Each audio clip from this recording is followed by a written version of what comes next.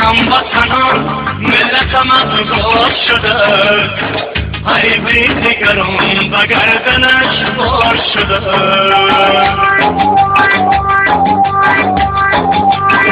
ای هموطنان ملتم افغان شده،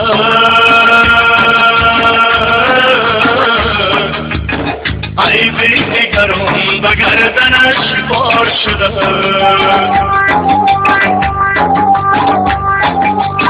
ای هم نفسان سنگ غزل را شکنه،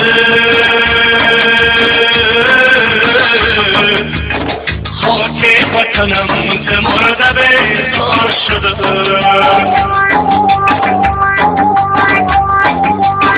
ای هم نفسان سنگ غزل را شکنه،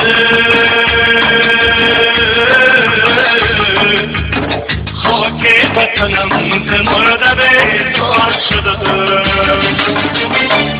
ای هموطنان، ای هموطنان، خاک وطنم ز مرده بیزار شده. ای هموطنان، ای هموطنان، خاک وطنم ز مرده بیزار شده.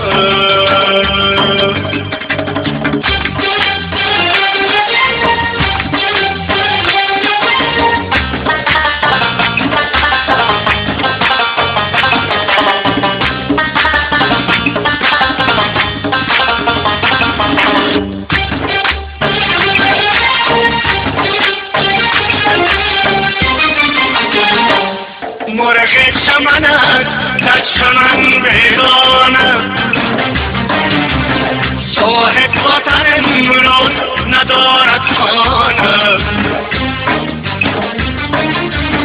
مرغ چمنت در چمن ویرانم،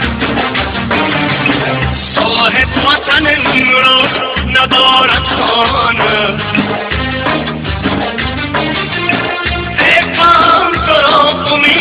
آزادی میں ایکام کرو امید آزادی میں،